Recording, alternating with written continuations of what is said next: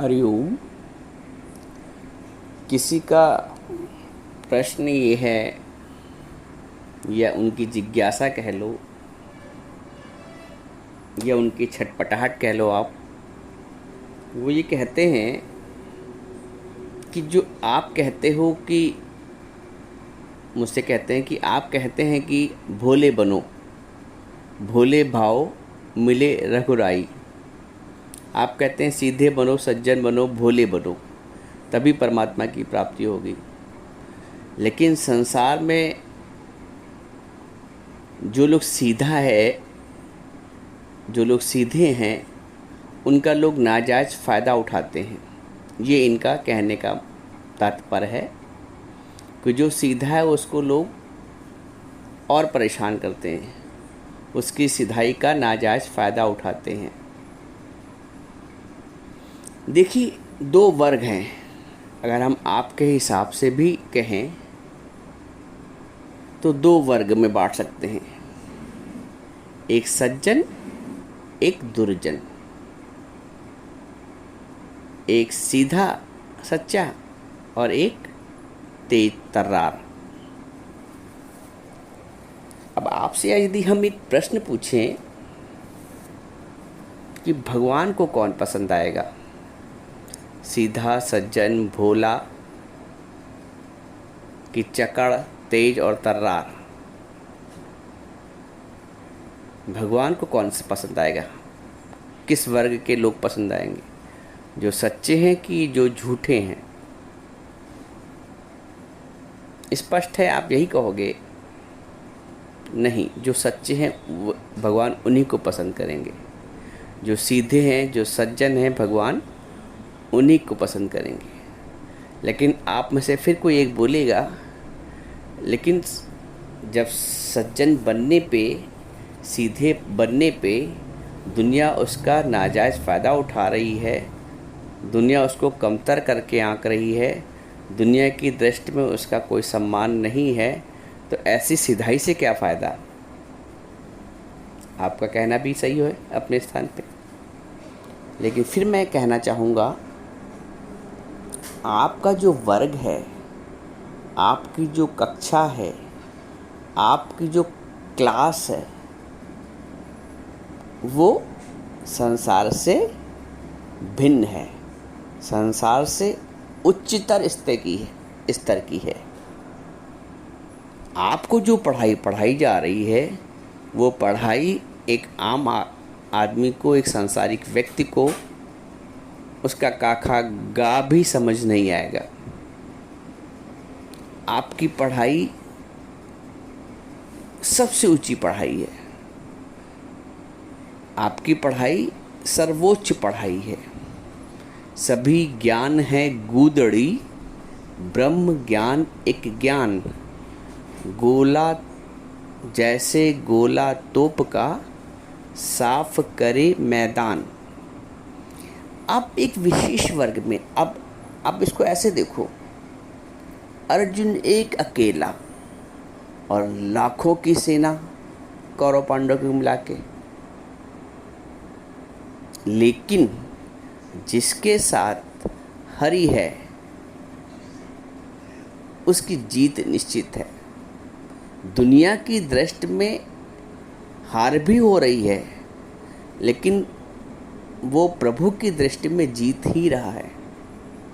उसका यही लोक बन रहा नहीं बन रहा है, वो उसके प्रारब्ध, उसके संस्कार, उसके पूर्व जन्म के संस्कार हैं।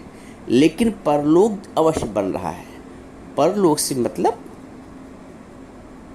परमात्मा का लोक। इस संसार के दुख और सुख से परे जो लोक है वो परलोक है। इस संसार के दुख और सुख, निंदा, स्तुति, मान और अपमान, लाभ और हानि से जो लोक परे है वो है परलोक, और वो लोक परमात्मा का है। तो अब अर्जुन क्योंकि परमात्मा के साथ है, आरंभ में लग रहा तो हार जाएगा भाई। उनके पास लाखों की सेना, करोड़ों के पास एक से एक बड़े योद्धा, अधिक से अधिक राजाओं का साथ कौरवों की सेना को, इधर तो 5 पांडव और कुछ सेना और भगवान। आरंभिक स्थिति तो ये कह रही थी अर्जुन हार जाएगा। उस समय के लोग यही कह रहे थे कि अरे कौरव की विजय होगी, क्योंकि इतनी लाखों की सेना है, कितनी अक्षुणी सेना उसके पास थी दुर्योधन के पास। लेकिन वो आकलन सब गलत हुए। आकलन ये सही हुआ कि जिसके साथ प्रभु हैं उसके साथ विजय है। तो वर्तमान में तुम्हें लगेगा कि जो लोग चकड़ हैं, मकड़ हैं, वो जीत रहे हैं, लेकिन वही तुमको धीरज देना है अपने आप को। जो चकड़ है उसकी अकड़ एक न एक दिन निकल ही जाती है, प्रकृति निकाल देती है। तो जो चकड़ है उनकी अकड़ एक न एक दिन निकल ही जाती है, और यदि इस जन्म में नहीं तो अगले जन्म में निकलेगी। समझ रहे हो? वो जो जकड़ है वो जन्म और मरण के बंधन के रूप में आएगी। जो चकड़ है उसकी अकड़ एक दिन निकल जाती है, और नहीं जन्म में निकलती तो वो अगले जन्म में जकड़ जाता है जन्म और मरण के बंधन में। नारद जी ने इसको बड़े विस्तार से बताया है कि सहस्याणप लख होई त इक न चले नाल। आपकी जो सियानापन है 100 से 1000, 1000 से लाख गुना हो जाए, सहस्याणप लख होई त इक न चले नाल। कोई भी वो जो सियानापन है, जो चतुराई है, वो तुम्हारे साथ नहीं जाएगी। तभी बोला गया कि भोले भाव मिले रघुराई। इसलिए हम लोग कहते हैं आपसे रोज, इसलिए गुरु आपसे कहता है कि भोले भाव बनो। भोले भाव, अगर तुम्हें परमात्मा की प्राप्ति करनी है तो भोलापन आवश्यक है, हृदय की सरलता आवश्यक है, हृदय की सहजता आवश्यक है। भगवान ने भी इसको बोला है कि हे अर्जुन, सरल हृदय वाला बन, मुझको प्राप्त कर। मुझको प्राप्त करके तू पुनर्जन्म या जन्म मरण के चक्र से मुक्त हो जाएगा। बार बार जन्म मरण नहीं लेना पड़ेगा। माम उपेत तु कौन्तेय पुनर्जन्म न विद्यते। मुझको पाकर हे कौन्तेय तुम फिर पुनर्जन्म को प्राप्त नहीं होगे। माम उपेत तु कौन्तेय पुनर्जन्म न विद्यते। अच्छा, होता क्या है, जो लोग चकड़ हैं, ज़्यादा बोलते हैं, इधर की उधर लगाते हैं, उनसे लोग खुश रहते हैं, उनसे लोग खुश भी रहते हैं। और जो लोग सीधे साधे हैं उन्हें कोई पूछता नहीं। 4 देवरानी जेठानी हैं, जो इधर को उधर करती है वो सबको प्यारी होती है, और जो बेचारी सीधी साधी है उसे कोई पूछता तक नहीं। जो ऊंची आवाज़ में बात करता है उसके सामने सब नीचे हो जाते हैं। जो ऊंची आवाज़ में बात करता है उसके सामने सब नतमस्तक, सब नीचे हो जाते हैं। और जो सीधा साधा सम्मान देकर बात करता है उसके ऊपर सब हावी रहते हैं। होता है ऐसा। जो रोज़ बिना बताए चला जाता है उससे पूछने की, उससे बोलने किसी की हिम्मत नहीं होती। और जो सुविधा है, गलती से कभी बिना बताए बिना पूछे चला गया, उस पर चढ़ाई कर दी जाती है। जो बेचारा बर्दाश्त कर लेता है उससे से ज़्यादा आश की जाती है कि ज़्यादा ये कर्तव्य निभाएंगे। जो बेचारा बर्दाश्त कर लेता है उससे ज़्यादा आश की जाती है। और जो मुंह तोड़ जवाब दे देता है उसको छोड़ दिया जाता है, उससे कुछ नहीं कहा जाता है। तो ये संसार का नियम है, आप इसमें ना उलझो। मैंने बताया ना, आप एक डिफरेंट, एक हायर क्लास में हो, हाईएस्ट क्लास में हो, आप ये कह सकते हो। आपके साथ सत्य है, प्रभु है। अब आप क्या कहोगे? जैसे आप ये कहते हो कि मैं सीधा हूं तो लोग मेरा नाजायज़ फ़ायदा उठाते हैं मेरी सीधाई का। तो अर्जुन तो सीधा था, चलो ये भी ले लो, तो हमको ये भी नहीं चाहिए। वो कहता हमको ये भी नहीं चाहिए, हमको 5 गाँव भी चलो नहीं चाहिए। तो था तो सीधा, तो आप भी तो अर्जुन हो। आप अपने आप को अर्जुन की श्रेणी में क्यों नहीं रखते हो? अर्जुन की श्रेणी में रखो तो संसार मिले न मिले, संसार से मान सम्मान मिले न मिले, संसार से प्रशंसा मिले न मिले, परमात्मा तो मिला। वो तो मिलेगा ही। आया जो तेरे दर पे भगवान दीदार को, ये हो नहीं सकता कि वो भव से ना पार हो। ये हो ही नहीं सकता है। जिसने कृष्ण का सहारा लिया उसको तो भव से पार होना ही है, उसकी तो विजय होनी होनी है। अब प्रहलाद को आप क्या किस वर्ग में रखोगे? सीधे के वर्ग में रखोगे? हिरण्यकश्यप आसुरी प्रकृति का, वो दैवी प्रकृति का। हिरण्यकश्यप आसुरी प्रकृति का, क्योंकि वो दैवी प्रकृति का था, सीधा सच्चा सरल हृदय था, उसने परमात्मा की शरण ली। तो जो सरल हृदय है वो परमात्मा की शरण लेता है, चाहे दुनिया उसे न कुछ समझे, वो तो लाखों में एक होता है। ये हो सकता है कि दुनिया उसे कुछ न समझे, लेकिन सच ये है कि वो लाखों में एक है।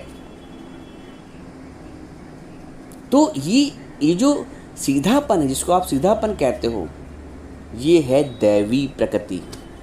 और दैवी प्रकृति वाले को परमात्मा की प्राप्ति होती है। वही जन्म मरण के चक्कर से छूटता है, वही संसार के मोह और माया से छूटता है, वही संसार के दुखों से, सुखों से, संताप से छूटता है। वो आसुरी प्रकृति वाला, उसका वध किया जाता है, उसकी हार होती है, वो संताप में जलता है। तो आप दैवी प्रकृति है, आप विरले हो, आप करोड़ों में से एक विरले हो, जिसको ज्ञान पसंद आता है, जिसको सत्संग पसंद आता है, जो गुरु की बात पे चलने का प्रयास करता है, जिसको सज्जनता अच्छी लगती है, जिसको सीधापन अच्छा लगता है, जिसने सीधापन प्राप्त किया है प्रभु से। तो आप विरले हो, आपको प्रभु ने सीधापन दिया है। आप उनसे तुलना अपनी क्यों करते हो जो चक्कड़ हैं, जो मकड़ हैं, जो जकड़े जा रहे हैं? आप बड़भागी हो।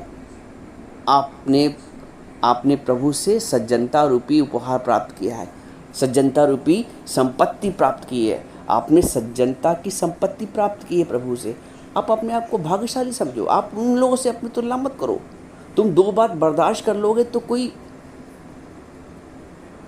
बहुत बड़ी बात नहीं है, बहुत बड़ा त्याग नहीं है। जो बर्दाश्त करता है ना, वो मजबूत होता है। ये मेरे जीवन का अनुभव है। शुरू में दिक्कत आती है बर्दाश्त करने में, लेकिन एक दिन आता है, मजबूती आ जाती है। आप लोहार की दुकान में देखो, जो प्रहार करता है हथौड़े, वो कितने टूटे पड़े होते हैं, लेकिन जो निहाई होती है, जिस पर रख के ठोका जाता है, वो मजबूत रहती है, वो एक ही रहती है। और हथौड़े जो प्रहार करते हैं, यानी कितने टूटे पड़े होते हैं। तो जो प्रहार करने वाला वो एक दिन टूट जाएगा। आप क्यों परेशान होते हो? आपको भगवान ने सज्जनता के वर्ग में रखा है, आपको भगवान ने दैवी प्रकृति दी है, तो इस पे फूलो, इस पे नाच करो। जो उनके पास नहीं वो आपके पास है। आप कभी भी इन्फीरियरिटी कॉम्प्लेक्स मत लाओ अपने में, कभी हीन भावना मत लाओ। मैंने बताया ना, चाहे दुनिया उसे न कुछ समझे, वो तो लाखों में एक होता है। तो अपने आप को लाखों में एक करो, समझो, और तान किसी ना चलो, आनंद से जीवन जियो। किसी संसार वाले से तुलना करने की आवश्यकता ही नहीं। उनका हमारा कोई मैच नहीं है। उनका वर्ग अलग, अपना वर्ग अलग है। तो दूसरे के वर्ग से अपने वर्ग की तुलना क्यों करते हो? अपने वर्ग से तुलना करो। हाँ, ये तो कल का सत्संगी है और तेल इसको आत्मा का निश्चय हो गया। करो अपने वर्ग से तुलना। तुम दूसरे वर्ग की से तुलना क्यों करते हो?